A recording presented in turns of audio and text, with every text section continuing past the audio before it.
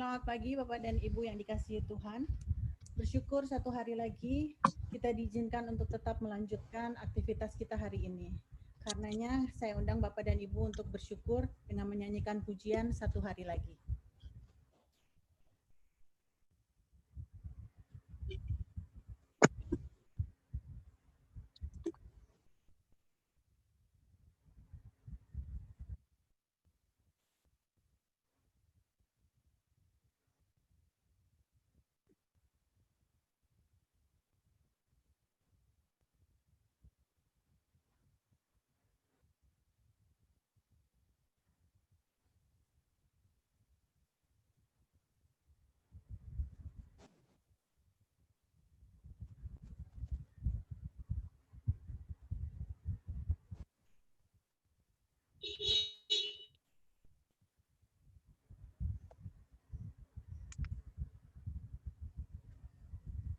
Lagunya ada di siapa? Ada di Nana Pak, Bu Nana. Tadi belum masuk ke sini. Kalau saya keluar dulu, ntar saya masuk lagi. Ntar.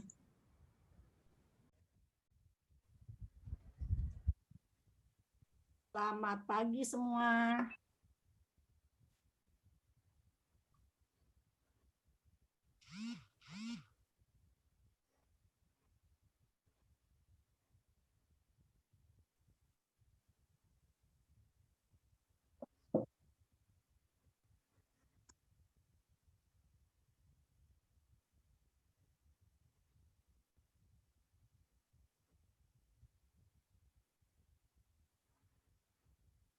Mau nanya udah mulai belum?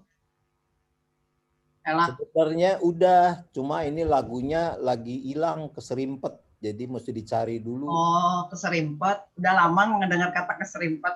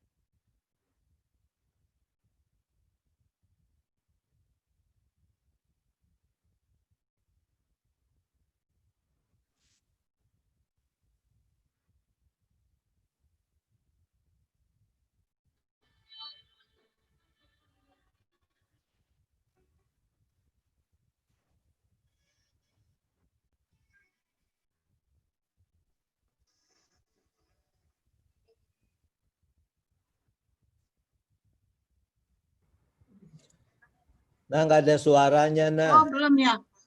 Bentar, Pak. Saya ulangi lagi.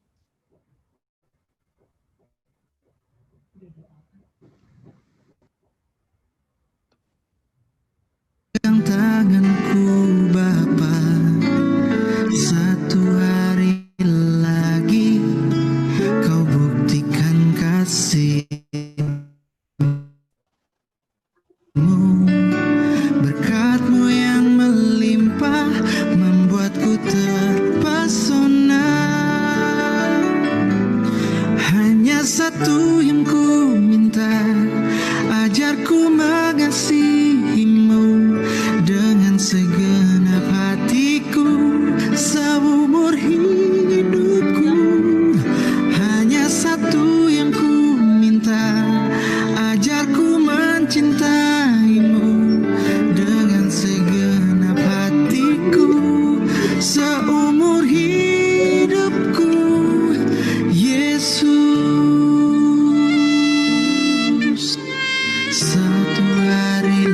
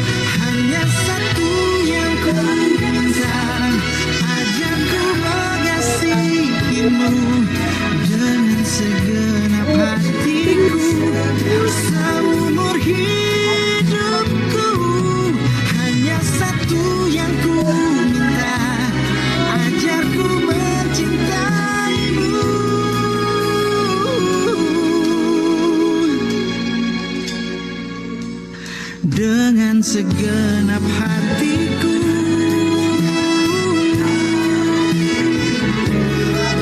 dengan segenap hatiku,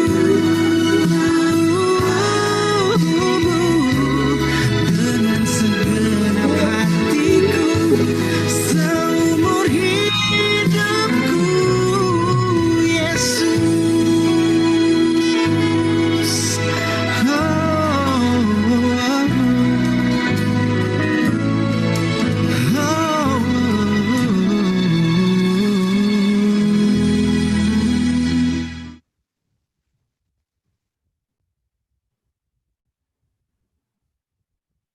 Puji Tuhan, Bapak dan Ibu, kita boleh bertemu kembali dalam persekutuan dewasa pagi hari ini, walaupun masih harus melalui kecanggihan teknologi.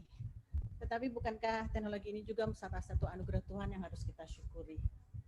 Tema kita pada pagi hari ini adalah makan secukupnya. Lalu, apa ukuran cukup itu? Cukup menurut saya mungkin berbeda dengan ukuran cukup menurut Bapak dan Ibu. Tidak semua orang mau hidup dalam kondisi cukup. Kalau mereka boleh memilih, tentu mereka akan memilih dalam kondisi berkelimpahan untuk beberapa hal, terutama berkaitan dengan kebutuhan jasmani. Bahkan mungkin kata berlimpah sudah merupakan standar hidup bagi sebagian orang. Lalu bagaimana dengan makanan? Tentu Bapak dan Ibu setuju dengan saya bahwa makanan merupakan hal yang sangat penting bagi manusia di dunia. Karena tidak hanya manusia, tapi semua makhluk hidup memerlukan makanan. Bahkan sebelum manusia diciptakan, Tuhan telah terlebih dahulu menyediakan sumber-sumber makanan. Waktu kita sekolah dulu juga kita pernah belajar bahwa kombinasi makanan yang sehat dan bergizi akan memberikan manfaat bagi kesehatan tubuh kita. Di dalam Alkitab pun Tuhan mengajar kepada kita melalui doa Bapa kami, tentang pemeliharaan Tuhan, demikian. Berilah kami pada hari ini makanan kami yang secukupnya. Mungkin terlintas dalam pikiran, atau terutama saya ya, terlintas dalam, kalau memang Tuhan saya mengasihi kita, mengapa Tuhan tidak mengajarkan, berilah kami pada hari ini makanan kami yang berkelimpahan? Apa sebenarnya maksud Tuhan? Lalu, pada kesempatan hari ini, Pak Roni akan membantu kita untuk lebih mengerti apa maksud dan rencana Tuhan di hidup kita, terutama mengenai hal makanan dan bagaimana kita menyikapi makanan itu sebagai bentuk tanggung jawab kita terhadap anugerah Tuhan. Sebelumnya, mari kita bawa persekutuan ini dalam doa. Kita berdoa Bapak dan Ibu.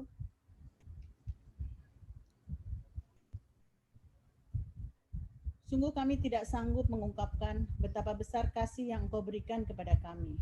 Ada sukacita yang kami rasakan di pagi hari ini. Karena berkat penyertaan-Mu Tuhan, kami ada di sini, bersekutu bersama melalui media yang juga Tuhan telah sediakan. Kiranya Tuhan berkati sarana untuk berlangsungnya persekutuan ini. Tuhan berkati jaringan internet dan semua fasilitas yang digunakan masing-masing dari kami agar dapat berfungsi dengan seharusnya. Dan persekutuan ini dapat berjalan dari awal, pertengahan hingga paripurna dengan baik, sehingga apa yang kami terima dari persekutuan ini akan membuat kami semakin bertumbuh karenanya. Bagi saudara-saudara kami yang masih belum dapat bersekutu dengan kami, dengan pergumulan mereka masing-masing, kiranya Tuhan berkati juga pribadi lepas pribadi. Dan pada saatnya nanti, dapat kembali bersama-sama dengan kami memuliakan nama-Mu. Terpujilah Engkau Tuhan yang selalu hadir, berkarya dalam setiap detik kehidupan kami. Terima kasih Tuhan, kami berdoa di dalam nama Tuhan kami, Yesus Kristus. Amin. Bapak dan Ibu, ayat pembuka pada persekutuan pagi ini diambil dari Amsal 25 ayat 16 demikian. Kalau engkau mendapat madu, makanlah secukupnya. Jangan sampai engkau terlalu kenyang dengan itu, lalu memuntahkannya. Sebentar lagi kita akan memasuki pelayanan firman. Karena itu mari kita sambut firman Tuhan dengan menyanyikan Kidung Jemaat 51.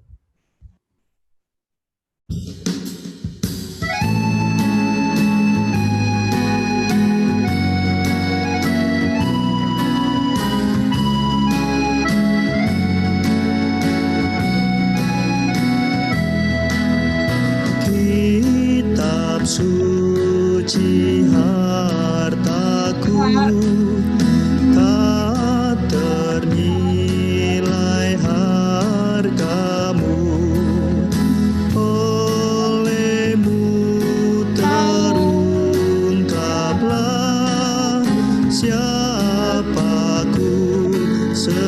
sesungguhnya.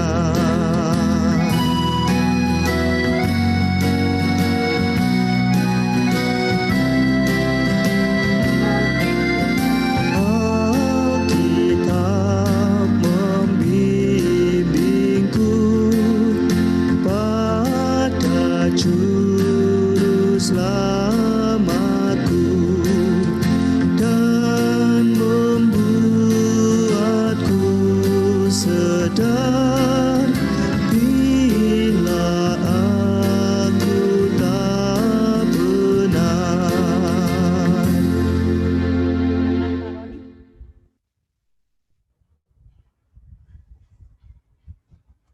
Ya, mari kita kembali berdoa. Bapa di sorga, tiba saatnya kami secara khusus mau bersama-sama merenungkan lagi kebenaran firman Tuhan dan menerapkannya di dalam kehidupan kami. Kami bersyukur untuk penolong yaitu Roh Kudus yang sudah dicurahkan buat kami. Maka saat ini kami kembali dengan penuh sukacita, dengan penuh kerelaan, kami mau menyambut karya Roh Kudus yang menerangi hati kami, menerangi pikiran kami. Supaya kami makin mengerti kebenaran firman-Mu dan kami juga makin bersungguh melakukannya. Terima kasih Bapa, kami berdoa di dalam nama Tuhan Yesus Kristus. Amin.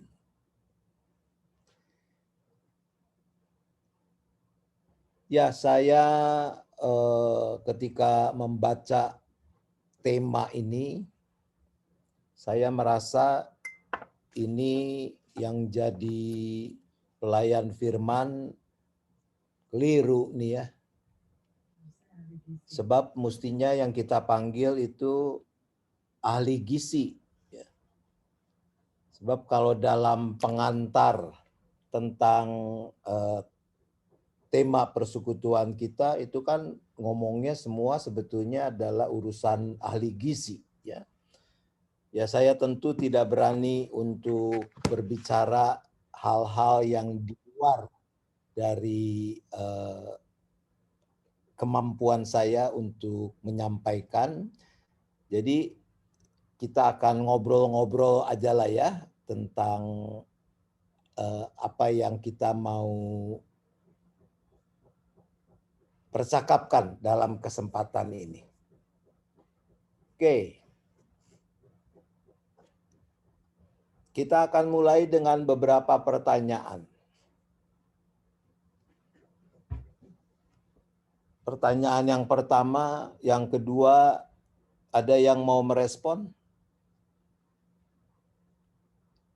Berapa kali makan dalam sehari?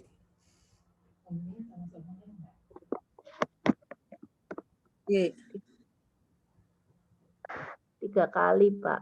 3 kali. 3 kali. 3 kali yang resmi, Pak. Yang resmi ya, makanan pokok gitu ya. Itu sarapan, makan siang, makan sore, atau makan malam gitu ya.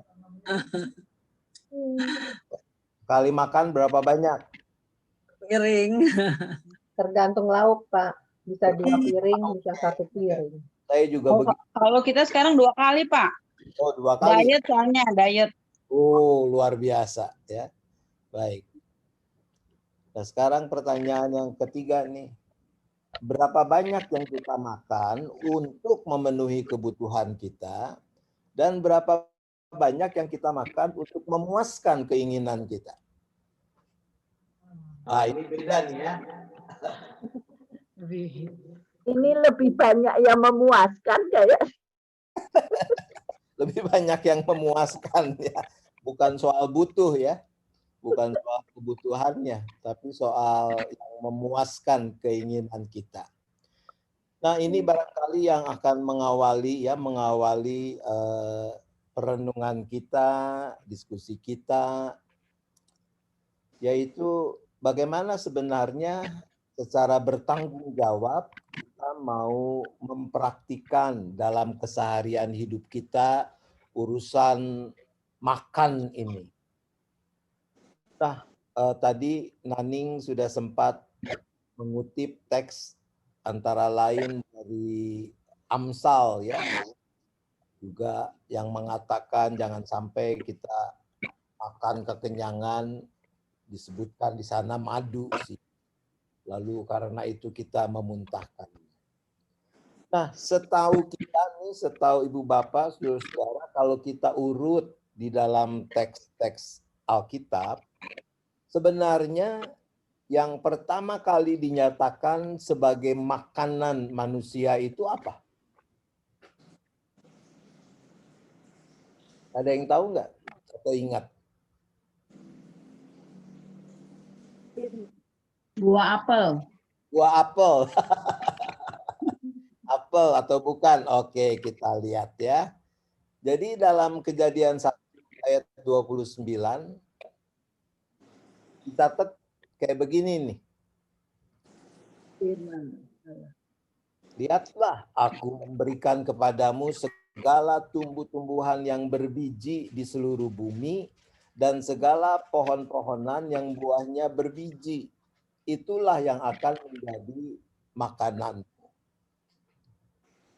Jadi kalau kita lihat secara letterlek dari Kejadian 1 ayat 29 ini, benar nih jadinya siapa nih ya? Yang omnivora, yang karnivora, atau yang vegetarian nih? Kalau dari ayat ini, kayaknya yang benar jadinya yang vegetarian nih ya. Karena di sini nggak disebut-sebut sirloin, tenderloin, babi hong, dan sebagainya nih. Tumbuhan yang berbiji dan pohon-pohonan yang buahnya berbiji. Nah itu dikuatkan lagi kalau kita lihat Kejadian 2 ayat 16. Semua pohon dalam taman ini boleh kau makan buahnya dengan bebas. Kecuali, ya kita tahu ya, itu tentang pohon pengetahuan yang baik dan yang jahat. Tapi ini yang kita temui dalam kesaksian awal dari kitab Kejadian. Tumbuhan berbiji, buah-buahan berbiji. Kalau ngomong buah berbiji, memang ada nggak sih buah yang nggak ada biji? Buah apa ya? Buah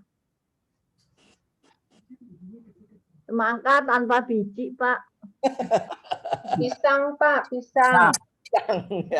Ya, memang yang seedless belakangan itu kan lebih rekayasa ya. Tapi kalau aslinya saya pikir semua buah itu anggur dan sebagainya tadi ya ada bijinya ya mula-mula. Tapi oke, itu ya yang kita temukan. Nah kemudian ini kaitannya dengan urusan Nuh nih. Jadi Kejadian 6 ketika Tuhan menyuruh Nuh membawa binatang-binatang dan sebagainya ya. Jadi Nuh, istri, kedua anak, kedua menantu. Saya suka ngomong ini bukti bahwa hubungan Nuh dengan besannya nggak bagus nih ya. Besannya nggak ada yang diajak, nggak ada yang ikut besannya ya. Cuma Nabi Nuh dan istrinya, 2 orang anaknya, 2 orang mantunya masuk dalam bahtera. Ya. Jadi besannya nggak diajak. Ya, bukan 2. Ketika mau berangkat, lalu dalam ayat 21 dicatat begitu. Bawalah bagimu segala apa yang dapat dimakan. Kumpulkan itu. Padamu menjadi makanan bagimu dan bagi mereka. Nah, di sini tidak disebut jenis yang lain. Tidak disebut jenis yang lain, tapi kalau konsisten berarti memang ya tadi ya. Buah-buahan, tanaman biji. Nah, baru kemudian ada perubahan di pasal 9. Yaitu setelah air bah surut. Air bah surut, mungkin suplai makanan juga sudah sangat berkurang. Lalu ada firman seperti ini. Segala yang bergerak, yang hidup akan menjadi makananmu. Aku telah memberikan semuanya itu kepadamu seperti juga tumbuh-tumbuhan hijau. Hanya daging yang masih ada nyawanya, yakni darahnya, janganlah kamu makan.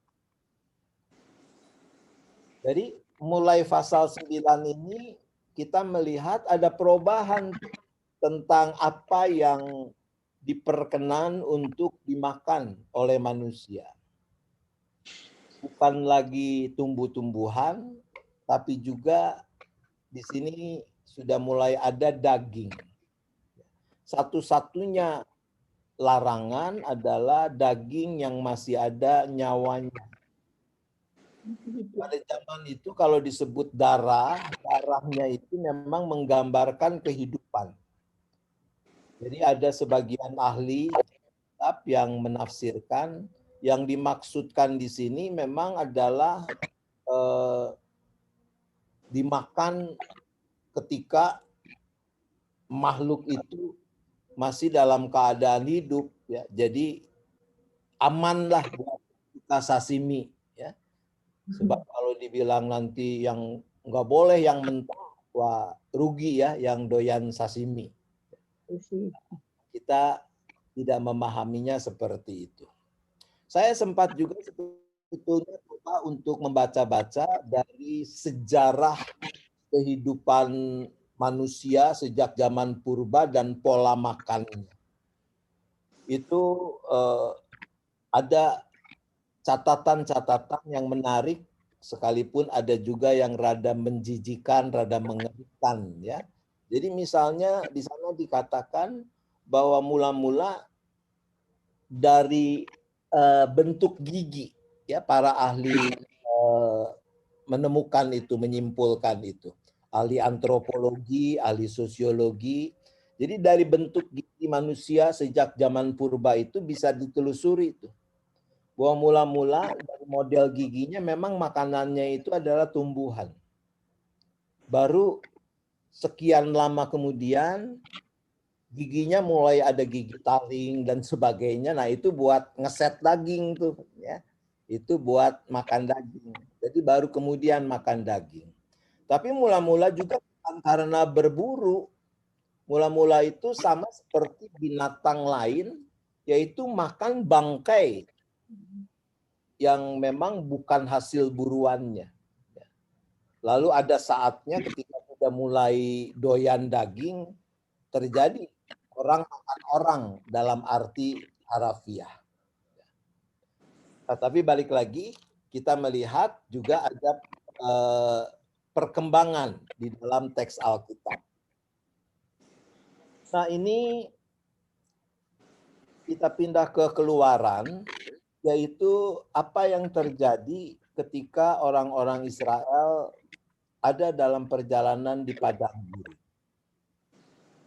Komplain mereka yang pertama adalah ketika mereka kelaparan karena bekal yang mereka bawa dari Mesir sudah habis. Mereka marah-marah, mereka mengatakan lebih baik kalau begitu kami tinggal di Mesir. Masih bisa makan kalau di Mesir. Ini dibawa kemari kita kelaparan dan akan mati karena tidak ada makanan. Lalu Tuhan merespon. Kita tahu ceritanya bagaimana Tuhan mengirimkan mana dan juga burung puyuh, ya. Nah, catatan yang menarik di sini adalah yang saya kutip. Keluaran 16, mulai ayat 16 sampai 19. Pungutlah itu, tiap-tiap orang menurut keperluannya. Masing-masing kamu boleh mengambil untuk seisi kemahnya segomer seorang menurut jumlah jiwa. Jadi yang menjadi patokan adalah per orang satu gomer. Jadi kalau di dalam keluarga itu, di kemahnya itu ada 10 orang, ya 10 gomer. Tapi kalau cuma 3 orang, ya cukup 3 gomer. maka dikatakan ada yang mengumpulkan banyak, ada yang sedikit. Kemudian ayat 18 bilang, orang yang mengumpulkan banyak tidak kelebihan. Orang yang mengumpulkan sedikit tidak kekurangan. Tiap-tiap orang mengumpulkan menurut keperluannya. Dan terjadi, Keluaran mencatat ada yang rada geragas, ya. Ada yang rakus, ada yang serakah.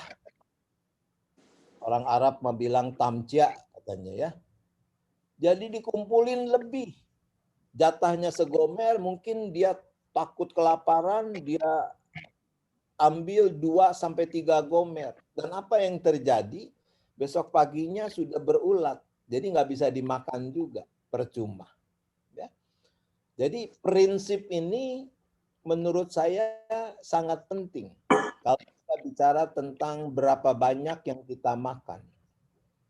Bahwa prinsip yang kita temukan di sini terlepas dari jenis makanannya, tapi sesuai dengan kebutuhannya, menurut keperluannya.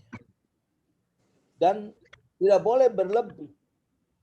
Harus secukupnya itu. Ini tadi ya yang dikutip oleh Naning. Apa bilang kalau kau mendapat madu, makan secukupnya, jangan sampai engkau terlalu kenyang lalu memuntahkannya. Di dalam catatan sejarah, ketika Kekaisaran Romawi menguasai dunia, itu misalnya yang sangat mencolok itu zaman Nero, zaman Kaisar Caligula, itu bangsawan-bangsawan Romawi itu, kegiatannya itu hampir tiap hari ada persekutuan tuh. Tapi persekutuannya bukan kayak kita, persekutuannya adalah persekutuan pesta pora. Begitu banyak makanan. Lalu orang udah makan nih, kenyang nih. Tapi masih kepengen nih. Masih kepengen memuaskan keinginan tadi. Apa yang dilakukan? Yang dilakukan adalah dimuntahkan lagi secara paksa, secara sengaja. Jadi ada tuh alat-alatnya yang buat nyodok ke dalam tenggorokannya supaya muntah. Ya, itu istilahnya kalau sekarang itu apa? Bulimia.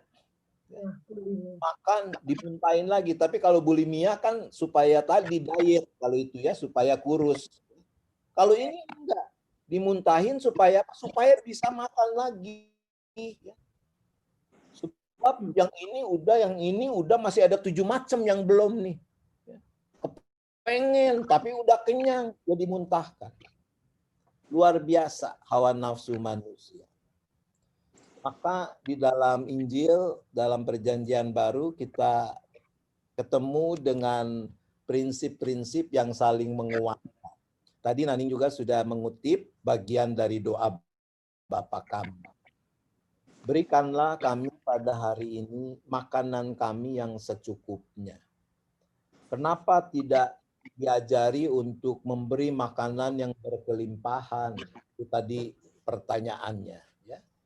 Sebab kalau kita berkelimpahan, lalu kita masih cukup makanan itu buat lusa sampai minggu depan, maka kita merasa tidak perlu berdoa lagi. Kan? Udah ada makanan. Buat apa minta lagi? Buat apa berdoa lagi? Jadi doanya mingguan aja kalau begitu nanti. Ya nggak begitu amat. Ya. Tapi prinsipnya ketika kita meminta makanan yang secukupnya, itu kan mau menunjukkan kebergantungan kita pada Tuhan sebagai sumber kehidupan. Bahwa day by day kita bisa hidup karena berkat yang Tuhan beri. Oleh karena itu kita tidak diajari minta berkelebihan, berkelimpahan. Supaya kebergantungan kita kepada Tuhan bisa kita rawat. Tapi ada makna yang kedua, secukupnya itu kalau kita baca di dalam teks doa Bapa kami ini, kata personal pronouns yang dipakai itu us, bukan me. Ya. Karena itu terjemahannya kami, bukan aku. Kalau kami siapa? Kami berarti aku dan sesama. Saya berulang mengatakan secara praktis berarti kita diajari untuk berbagi. Kalau di rumahmu cuma ada 3 orang dan berkat yang Tuhan beri, makanan itu bisa buat 5 orang, maka berarti 2 porsi itu adalah untuk orang-orang yang Tuhan titipkan kepadamu. Supaya mereka bisa makan, yaitu orang-orang yang nggak punya makan.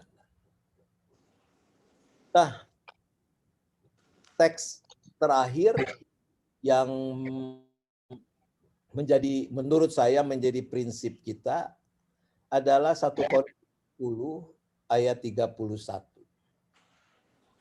1 Korintus 10 ayat 31, Rasul Paulus dengan hikmat Tuhan mengatakan begini. Jika engkau makan, atau jika engkau minum, atau jika engkau melakukan sesuatu yang lain, lakukanlah semuanya itu untuk kemuliaan Allah. Ya. Jadi artinya, kalau dikatakan untuk kemuliaan Allah, maka ini yang menjadi koridor kita. Ini yang menjadi prinsip kita juga terkait dengan soal makan, soal minum. Apakah dengan makanan yang kita makan, apakah dengan cara kita menikmati makanan itu, nah, tadi kan kita udah ngomong ya tentang kebudayaan Roma. Apakah dengan semua itu kita memuliakan Allah?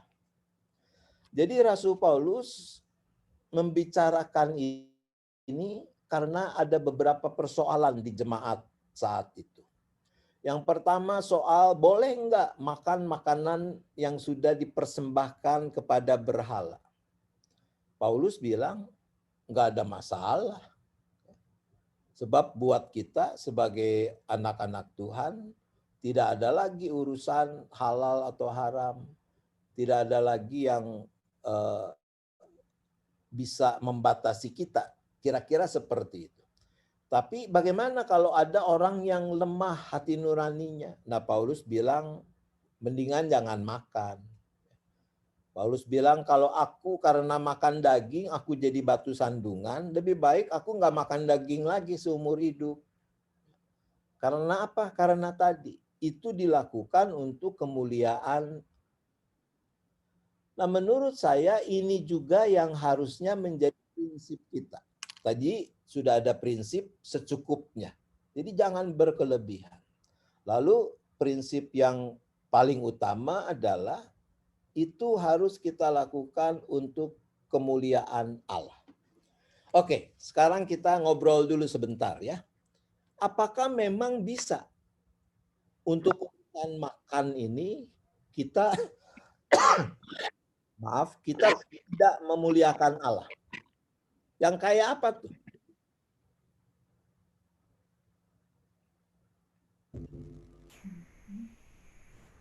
Bisa, Pak. Misalnya? Ngambil makanan banyak-banyak, terus kita nggak habis ya. Ah, ya. Ini biasanya kalau lagi kondangan tuh ya, suka ada aja orang yang begitu tuh ya. Semua nggak ada yang kelewat ditumplekin ke piring sampai munjung piringnya. Tapi terus begitu dia makan cuma 2-3 sendok masukin ke kolong kursi. Dosa tuh orang yang begitu tuh. Sebab dia menyia-nyiakan. Ya baik, terima kasih. Ada lagi yang lain?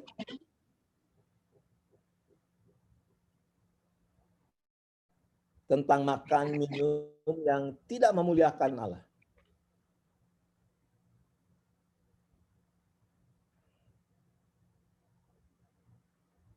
Udah tahu sakit, kolesterol, makan durian. Nah, udah tahu sakit, kolesterol, dihajar juga lah ya. Justru jenis-jenis makanan yang akan membuat kadar kolesterol itu akan meningkat. Ya. Jadi secara prinsip kan kalau kita tahu ada sesuatu yang bisa merusak, mengganggu kesehatan kita dan kita memakannya, maka itu berarti kita tidak bertanggung jawab. Ya. Kalau makan makanannya sih enggak aku nggak kolesterol dan sebagainya, normal semuanya, gula darah juga normal. Tapi aku tidak mengendalikan keinginan makanku. Jadi udah badan tinggal 150, ya, beratnya udah 70 nih. Udah mau deket 80. Nah, apakah itu bisa kita pertanggungjawabkan? Maka mestinya juga tidak. Ya, sebab bukankah kalau dikatakan lakukan semua untuk kemuliaan Allah, maka merawat tubuh kita adalah juga bagian dari tanggung jawab kita untuk memuliakan Allah. Dan kalau merawat tubuh berarti itu erat kaitannya dengan urusan apa yang kita makan, apa yang kita minum. Nah, ini beberapa contoh yang saya temukan. Kalau yang hijau itu berarti oke. Yang kuning itu hati-hati. Kalau yang merah itu sebetulnya forbidden, itu terlarang. Siapa yang hobinya justru yang merah? Haozi. Coba perhatikan angka kalorinya, kilokalorinya. Itu sayur-sayuran yang dicah polos ini cuma 35 kilokalori. Tapi begitu deep fried dia jadi 760 kilokalori. Ini ikan nih. Ada yang paling kanan apa sih? Udang mayones kali ya? Atau ikan, saya kira ini jenis-jenis ikan.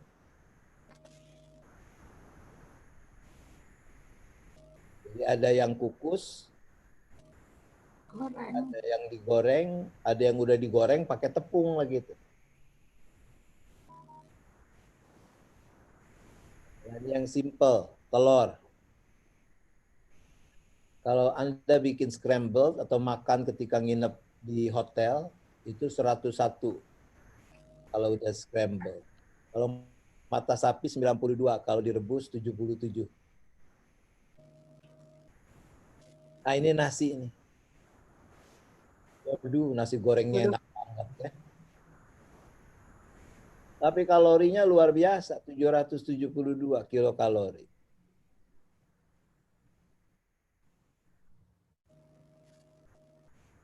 Ada yang doyan sop buntut? Saya suka sop buntut bakar. Ya. Aduh, jadi kangen. Rawon, soto ayam, nah tinggal dihitung. Untuk apa saya menunjukkan ini? Untuk mengatakan begini. Jadi idealnya secara teoritis bahwa wanita dewasa itu perlu antara 1.600 sampai 2.400 kalori per hari. Itu udah cukup. Sementara lelaki itu 2.000 sampai 3.000 kilokalori. Jadi saya menemukan juga ini ya grafik detailnya. Jadi kalau yang detail itu ada rentang usia juga.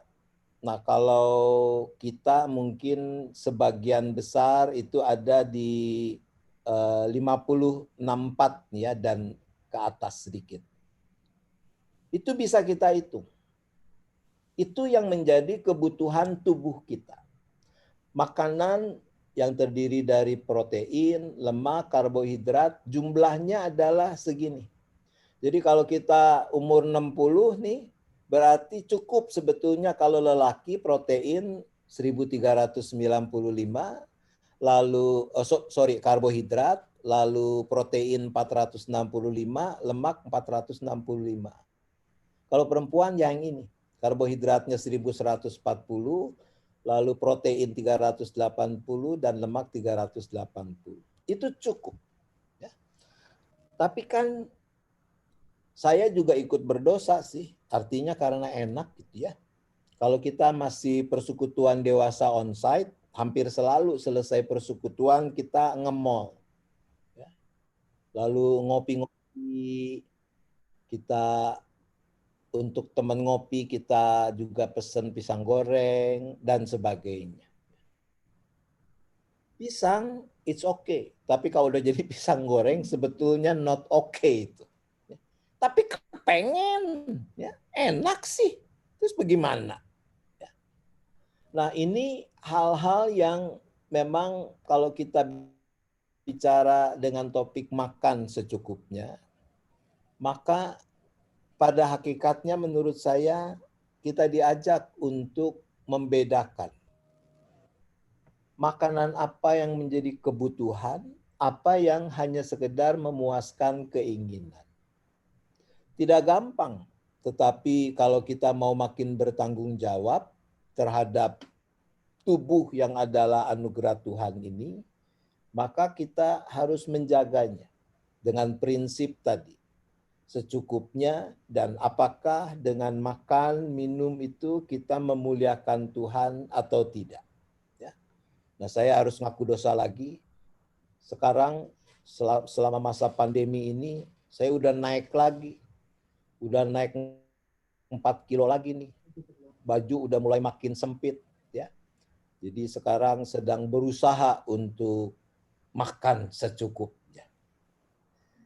Oke, sampai di situ silakan kalau ada teman-teman yang mau merespon, ada yang mau memberikan sharingnya, mari.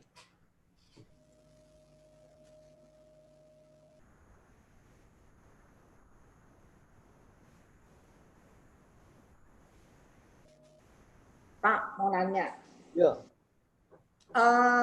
Sebenarnya kan kalau urusan soal makanan ini ya Pak, itu bisa nggak dikait, gini maksudnya aku, bukan urusan makanannya, ini kan seluruhnya ini kan sebenarnya yang menyuruh kita untuk mau makan ataupun mau apa adalah otak ya Pak ya. Jadi kan saya sih teringatnya gini, bahwa kita kan juga dari buah roh itu kita juga harus bisa mengendalikan diri, ya kan? Jadi sakutannya kira-kira yang ada nggak sampai di situ, bahwa di dalam buah roh itu bukan hanya pengendalian diri dalam ya masalah lainnya, tapi masalah soal makan pun juga bisa, bahwa kita harus bisa juga mengendalikan diri kita. Jangan sampai kita akhirnya makan berkelebihan, sampai itu juga tidak memuliakan Tuhan. Gimana tuh Pak? Ya, saya kira oke ya.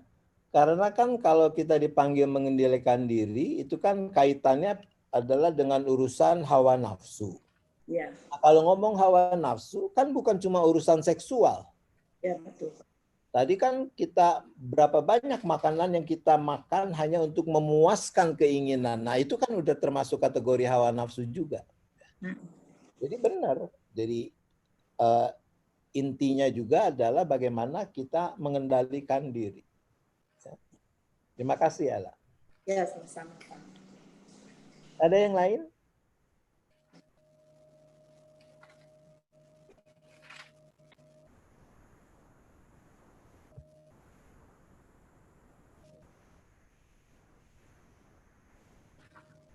Jadi misalnya nih ya, saya mulai agak membiasakan sih kalau mau beli snack ya, buat camilan tuh, saya lihat dulu tuh.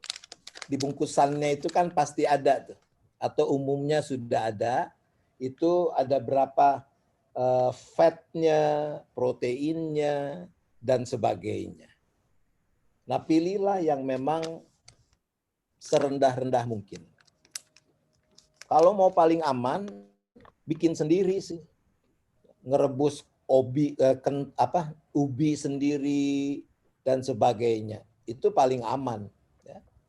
Tapi paling tidak kita cobalah untuk memperhatikan apa yang masih bisa kita perhatikan. Ya. Baik, kalau tidak ada hal lain, kita akan cukupkan bagian renungan ini. Kita akan masuk ke syafaat ya langsung ya. Ning? Iya Pak, betul. Oke. Doa syafaat. Baik, kita berdoa. Bapa di sorga, kami mengucap syukur untuk tubuh yang adalah anugerah Tuhan ini, untuk kesehatan yang Tuhan juga berikan kepada setiap kami. Kami diingatkan pagi ini bahwa kami punya tanggung jawab untuk merawat tubuh kami, kesehatan kami dengan sebaik-baiknya, agar dengan demikian kami dapat memuliakan nama Tuhan. Maka berikan kepada kami hikmat, kekuatan untuk dapat makin hari makin mengendalikan diri kami, termasuk di dalam hal keinginan untuk menikmati makanan-makanan di dalam keseharian. Tentu bukan berarti kami sama sekali tidak boleh menikmati semua yang enak. Tetapi bagaimana kami tahu membatasi diri, bagaimana kami bisa menyeimbangkan, sehingga dengan makanan yang kami makan itu, kami juga memuliakan nama Tuhan. Kami tahu buat sebagian orang tidak gampang untuk bisa memiliki pengendalian diri seperti itu. Maka untuk mereka kami juga berdoa supaya Tuhan yang boleh memberikan kekuatan ekstra untuk dapat mereka makin mampu mengendalikan keinginan mereka. Ya Bapak, pada saat ini kami juga berdoa untuk saudara-saudara kami yang masih bergumul dengan sakit penyakit mereka. Untuk Lina Sucipto, Angel, Melinda Leong, untuk Pak Haryanto yang masih dalam kondisi koma, juga untuk Titin Susiani, juga untuk beberapa hambamu, Pendeta Mulyadi Uwi beserta keluarga, Pendeta Emeritus Hendri Runggun, Pendeta Emeritus Purboyo. Tuhan, tangan kasih-Mu kiranya yang tetap menjamah mereka, menopang mereka, Tuhan yang berkenan sempurnakan upaya-upaya pengobatan, perawatan yang dilakukan. Tuhan pakai semua itu menjadi sarana yang baik untuk memberikan kekuatan, kesehatan yang cukup yang diperlukan oleh anak-anak-Mu ini. Kalau ada yang masih harus menanggung kelemahan tubuhnya, Tuhan juga yang berikan kesabaran, damai sejahtera di dalam hati dan pikiran, baik si sakit maupun keluarganya. Bapa juga yang cukupkan semua yang diperlukan untuk proses-proses pengobatan, perawatan yang dijalani. Ya Bapa, kami juga bersuka cita dan bersyukur bersama dengan beberapa saudara kami yang Tuhan boleh tambahkan usianya di antara tanggal 9 sampai dengan 18 November ini. Untuk Pendeta Novita Sutanto, untuk Hernawati, Titin Rusia, juga Saudara Tinut. Ya Tuhan, adalah berkat Tuhan kalau saudara-saudara kami ini boleh mensyukuri tambahan usia yang adalah anugerah-Mu itu. Tuhan mampukan mereka menggunakan kesempatan yang Tuhan berikan ini untuk dapat terus memuliakan Tuhan dengan apa yang mereka perbuat. Engkau yang juga tetap memberkati, baik dalam bentuk kekuatan, kesehatan, kemampuan melakukan tugas tanggung jawab, dan di atas semuanya Tuhan Engkau peliharakanlah iman mereka, penyerahan dan pengharapan mereka, seisi keluarga tetap hanya kepadamu. Kami juga berdoa ya Bapa bagi anak-anak kami yang akan melangsungkan pernikahan mereka, tepatnya pada hari Sabtu mendatang, yaitu Clara, putri dari Ibu Yani Yeremia, dalam pernikahannya dengan Henry. Sylvie, putri dari keluarga Ibu Yunita yang akan menikah dengan Ricky. Kami juga mendoakan bagi Betaria dan Ivan.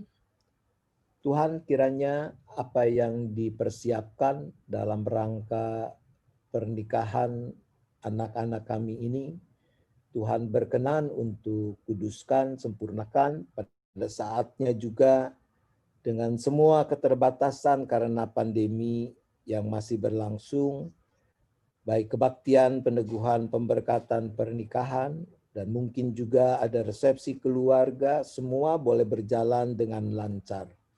Tapi lebih dari itu semua, kami mohon Tuhan mampukan anak-anak kami ini untuk dapat mensyukuri berkat Tuhan, kebahagiaan yang Tuhan anugerahkan lewat hidup pernikahan mereka. Mampukan mereka untuk menikmatinya dan merawatnya dengan penuh syukur. Dan untuk itu biarlah mereka boleh mendapatkan kekuatan lewat kesediaan menghadirkan Tuhan sebagai pimpinan dalam hidup pernikahan yang mereka akan jalani. Ya Bapak, kami juga menyerahkan keberadaan bangsa dan negara kami untuk berbagai pergumulan yang masih dihadapi, baik upaya-upaya mengatasi pandemi corona, pandemi COVID-19, ketika di beberapa daerah menurut informasi bukan berkurang, malah bertambah mereka yang terdampak oleh COVID-19 ini. Tuhan, Engkau yang tetap campur tangan agar upaya pemerintah, berbagai lembaga, tapi juga kami sebagai masyarakat, kami boleh bersungguh-sungguh dengan serius kami menyikapi pandemi ini dan melakukan tanggung jawab masing-masing. Kami sedih ketika masih ada kelompok masyarakat yang menganggap ini adalah sesuatu yang tidak sesungguhnya terjadi, bahwa tidak ada virus, ini adalah rekayasa dari pihak tertentu dan sebagainya. Kiranya Tuhan membangkitkan kesadaran sehingga semua orang mau bersungguh-sungguh bertanggung jawab memberlakukan protokol kesehatan untuk menekan persebaran virus dan mengatasi pandemi ini. Tuhan juga yang sempurnakan upaya-upaya yang sedang dilakukan untuk menemukan vaksin bagi virus corona ini. Juga kami berdoa untuk situasi politik, keamanan, perekonomian di negeri ini. Tuhan, Engkau yang tolong, mampukan, kuatkan Bapak Presiden beserta wakil dan jajaran menteri untuk dapat mengelola dinamika yang terjadi secara benar, cepat, dan tegas. Terima kasih ya Bapak. Ini syafaat kami berdoa hanya di dalam nama Tuhan Yesus Kristus. Amin.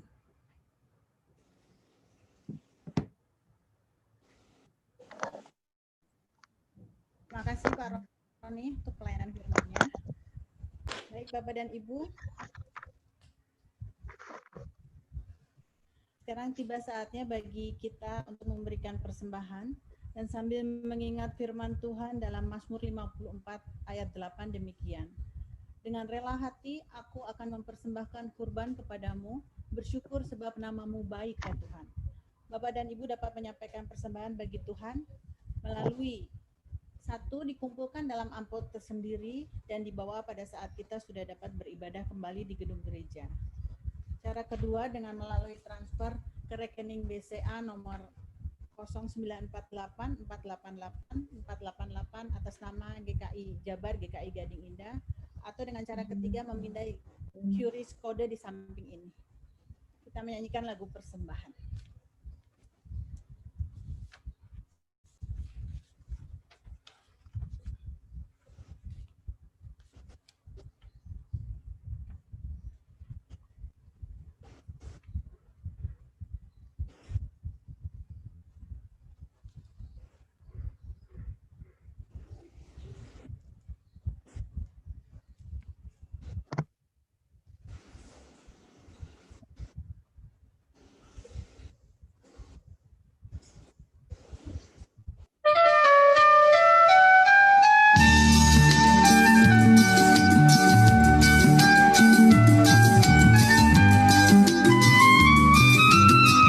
Bawalah persembahanmu nanti ke altar yang suci. Semoga Allah Bapa berkenan mengambil tanda cintamu. Bawalah hati indah berseri ke altar yang suci. Semoga Allah Bapa berkenan mengambil bunga hatimu. Lenyaplah kesan hampa bulana, semarak kini medan berbakti, berhiaskan niat warna-warni, bagaikan kembang mekar berseri. Bawalah senandung pasrah diri ke altar yang suci. Semoga Allah Bapa berkenan mengambil bakti dirimu.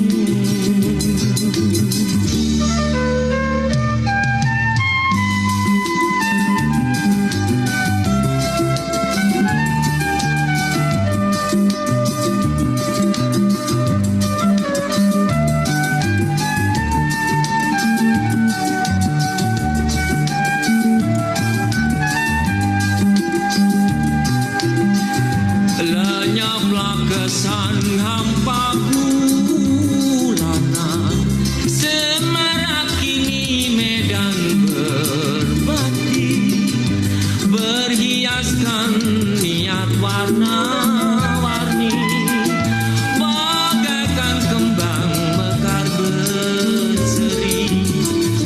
Bawalah senandung pasrah diri ke altar yang suci. Semoga Allah Bapa berkenan mengambil bakti dirimu. Semoga Allah Bapa berkenan mengambil bakti dirimu.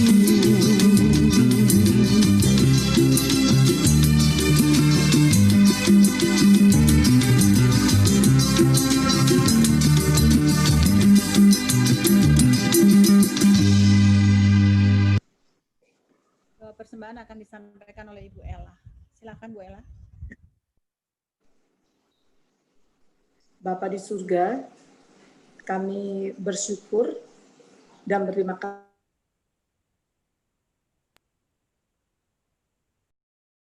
kami semua dan juga berkat yang Engkau selalu berikan kepada kami, baik secara jasmani dan juga secara rohani Tuhan, dan kami semua dalam keadaan baik hingga pada saat ini. Pada kesempatan ini Tuhan, kami membawa persembahan syukur kami, yang kami sadari itu adalah semua berasal daripada-Mu saja Bapa. Kiranya Engkau menerima persembahan kami dan dapat dipakai untuk sesama kami dan nama-Mu saja yang dipuji dan dibesarkan. Ajar kepada kami semua Bapa untuk boleh dipakai menjadi alat-Mu yang boleh memuliakan nama-Mu. Terima kasih Kami mau serahkan persembahan kami ini hanya ke dalam tangan kasih-Mu. Dalam nama Tuhan kami Yesus Kristus, kami sudah berdoa dan bersyukur. Amin. Terima kasih Bu Ella. Haleluya, puji Tuhan Bapak dan Ibu. Kita akan menutup persekutuan ini dengan menyanyikan Mazmur 23, Tuhan adalah gembalaku.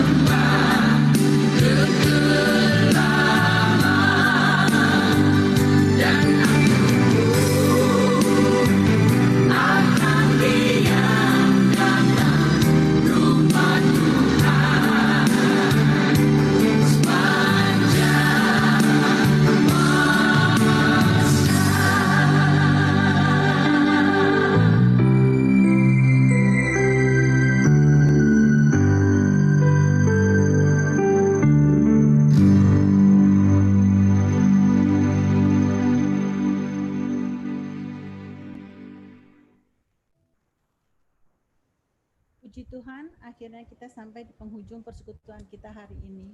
Dan sebelum Pak Roni menutup dengan doa dan berkat, marilah Bapak dan Ibu, kita sama-sama belajar mencukupkan diri dalam segala hal. Karena di dalam rasa cukup itu, syukur kita tak akan berkesudahan. Dan sudah pasti hidup kita boleh menjadi lebih nyaman. Tuhan memberkati. Silakan Pak Roni. Ya, saya mau tanya dulu, ini ada yang namanya iPad, siapa ya?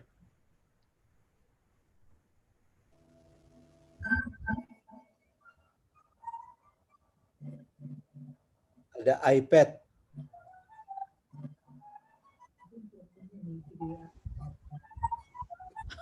Soalnya kalau saya doain kan jadi susah. Kalau saya doain buat ibu iPad, nanti kan bingung.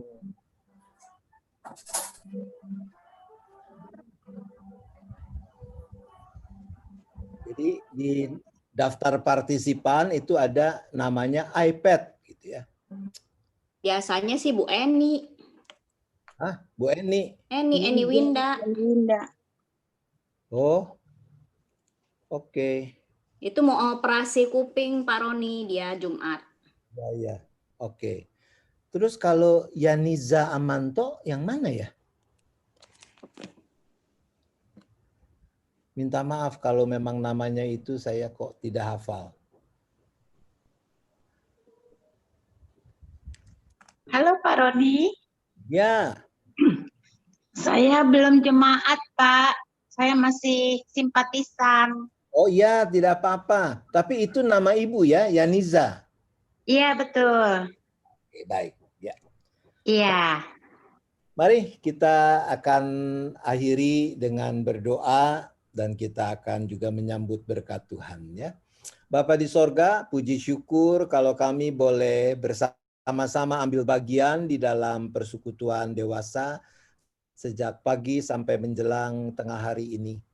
Biarlah apa yang boleh kami alami, persekutuan dengan Tuhan dan dengan saudara-saudara kami seiman, makin meneguhkan kami untuk melanjutkan perjalanan kehidupan kami. Dan kalau sebentar kami mengakhiri, kami masih akan melanjutkan aktivitas kami masing-masing. Maka ya Bapa, pada saat ini hamba-Mu menyerahkan dan memohonkan berkat Tuhan bagi setiap anak Tuhan yang ambil bagian dalam persekutuan ini, tentu bersama dengan keluarga mereka masing-masing.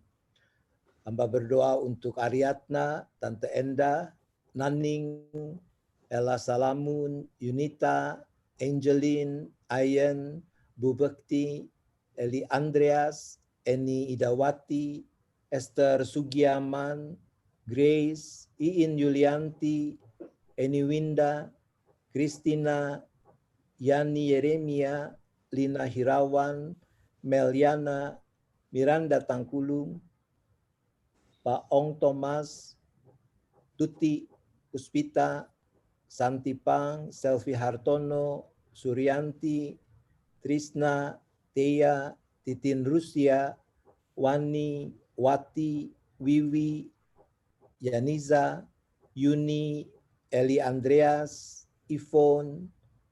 Ya Tuhan, tangan kasih-Mu-lah kiranya yang terus menopang, menaungi anak-anak-Mu seisi keluarga. Engkau yang memberikan berkat-Mu, kekuatan, kesehatan tubuh, kecukupan dalam penghidupan mereka, dan yang terpenting, Engkau yang terus memeliharakan keteguhan iman, pengharapan, penyerahan anak-anak-Mu seisi keluarga tetap hanya kepadamu. Terima kasih ya Bapa, ampuni dosa dan salah kami agar tidak menghalangi kepenuhan anugerah-Mu. Arahkan hati saudara kepada Tuhan, terimalah berkat-Nya. Kasih Allah Bapa, kasih karunia Tuhan Yesus Kristus dan persekutuan Roh Kudus besertalah dengan saudara sekalian sampai selama-lamanya. Amin. Bapa, terima kasih. Bapa, terima kasih. Bapa di dalam ku berterima kasih. Amin. Persekutuan kita selesai. Terima kasih Bapak dan Ibu. Terima kasih Pak Roni. Dan pengumuman untuk minggu depan persekutuan dewasa akan mengambil tema surga di bumi bersama Pendeta Emeritus Suatami Suteja dengan liturgus Ibu Puspita. Bu Ella mungkin ada pengumuman tambahan? Ya, ada dua pengumuman. Satu dari Ibu Santi. Ibu Santi lebih dulu deh. Dipersilakan Ibu Santi. Iya, terima kasih Ella untuk kesempatannya. Jadi pada saat ini saya mau mengingatkan untuk acara kebersamaan, acara lomba kreasi membuat hiasan Natal dari kupu-kupu. Jadi kita akan belajar bersama-sama untuk membuat kupu-kupu dari kertas sesuai dengan tutorial yang sudah dikirim minggu lalu. Untuk jenis kertasnya, untuk warnanya, untuk ukurannya, untuk jumlahnya itu bebas. Jadi sesuai dengan kreasi masing-masing. Dari kupu-kupu tersebut kita akan buat hiasan Natal.